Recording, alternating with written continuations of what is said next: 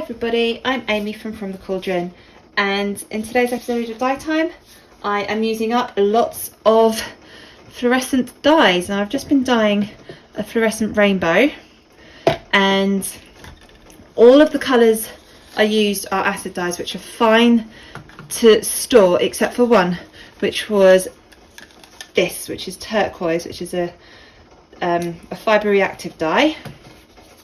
And fibre reactive dyes start reacting with the water as soon as it hits. So I need to use that up, so I may as well use up some of the other dyes. That first one I used was turquoise, fibre reactive dye from Dharma, and this one here is Frozen, which is an acid dye, also from Dharma.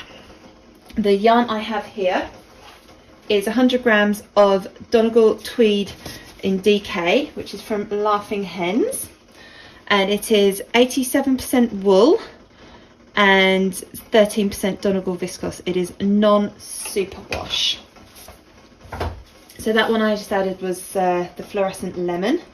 I'm not going to do this in rainbow order. I'm just splodging colours on. This one is fluorescent safety orange.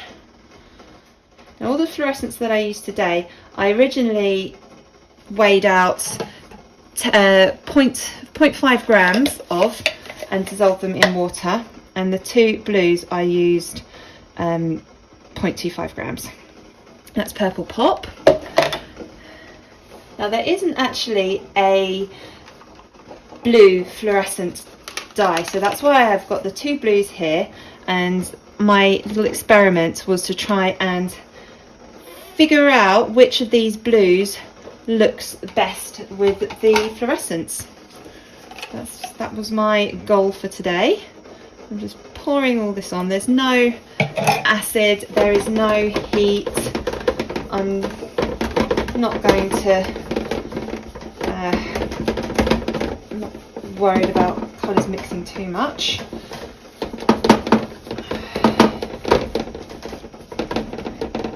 The purpose of this was to use up all of the turquoise. There we go. Which I have now done. I'm going to add water. I don't know how much water I'm adding. I'm just adding some. Turn the heat on, and then I'm going to add in 1, 2, 3 tablespoons of vinegar. I'm just going to let this heat and see what we come up with. I think I'm going to go and grab another skein of yarn because there is a lot of dye in this. I will be back with some more yarn. Just went and grabbed a skein of Superwash Merino in DK. I haven't pre-soaked it, but I did just run it under the tap quickly. See, it's absorbing some of those colours. Oh, that's nice. Now, need a spoon. Put this in the middle. There we go. See if it can absorb some of those colours that are all mixing together there in the middle.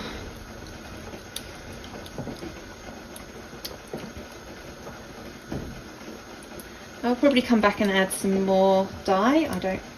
Actually, I don't know. There's only a tiny bit of Frozen left, so I'm just going to pour that on top. There we go. There are still bits of the other colours left, but I don't know if I'm going to use them for this or for yet another project. But the acid dyes can be left.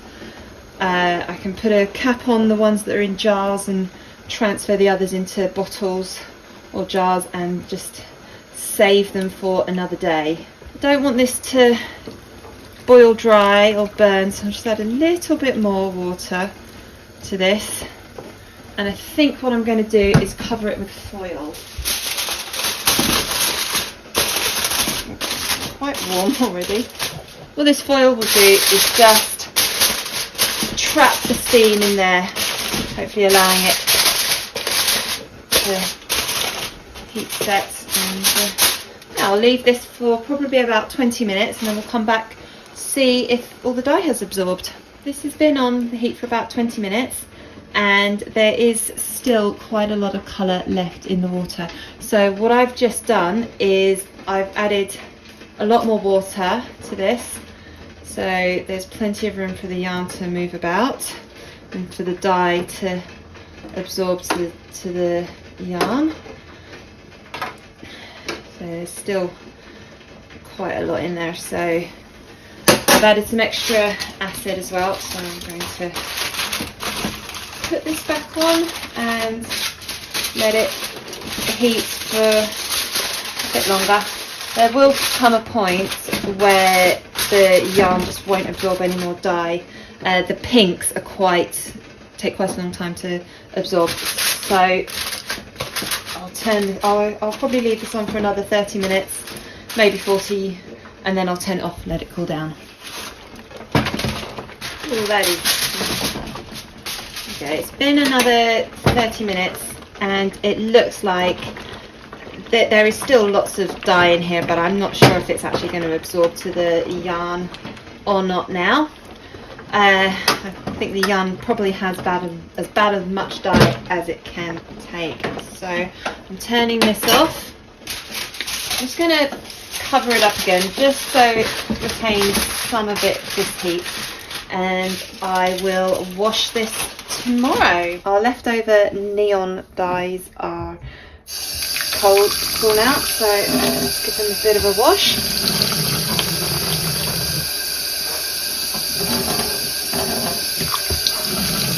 You can see a bit of blue coming out. That could be turquoise. That's can be quite a difficult colour to set, and it does often bleed. So yeah, there's a lot of blue coming out here. So this is going to take a few rinses before I can. Oh yeah, a lot coming out.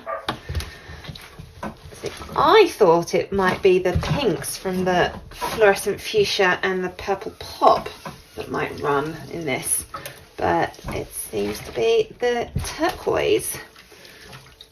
And I'm going to have to give this a few rinses with some washing up liquid. This will help to dislodge any dye that hasn't bound. It'll help to wash out the vinegar smell, and oh gosh, yeah, yeah. I think I'm going to be rinsing this for a little while.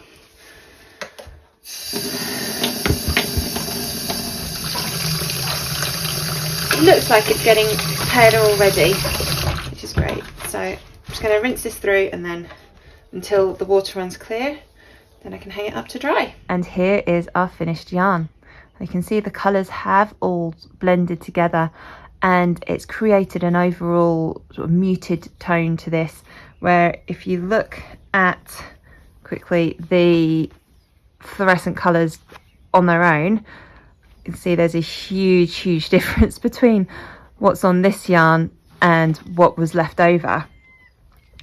But I think that's because I poured all the dyes on, and I didn't really let them set before I added more dyes. I probably should have done one colour, give that time to set, another colour, give that time to set, and so on, if I wanted a brighter colours on here. But I think this works well. So we've got the muted purples and pinks going into sort of a brownie, into the orange, some little pops of blue, and a really lovely green that's left over here. It's quite yellow on camera, but it's more sort of a grassy green in person. And there are some lovely blendings going on in here as well, and I really like this random bright pop of green. I'm going to see if I can recreate this with some of the greens and blues and yellows that I've got, because I really like that tone there. I am now hiding in the eaves storage space in the loft with a UV light to show you these yarns under the UV light. Don't they look great? They don't have a lot of pigment on them, but you can see it does still show up under a UV light. And I really like the little flecks of colour in the Donegal yarn, which are different colours, but under the UV light just look black. And you can see the blues don't show up under the UV light, but that's because there's no fluorescent pigment in them. But you can see the other colours, and it's just a lot of fun. I think these are a lot of fun. Thank you so much for watching this video. I really hope you enjoyed it. Do please click like and subscribe to my channel. I produce a new dyeing tutorial every Monday, and it's normally published between about 6 and 7 UK time. And I do like to do different things in my tutorial, so I might use up leftover dye in one video. I might try and dye several different ways with one colour in another video. I might create a rainbow, I might dye some roving, or I do a tie-dye t-shirt. You know, there's lots of different things that I can do and I enjoy doing, so there should always be something different and interesting to watch. Thank you so much for watching.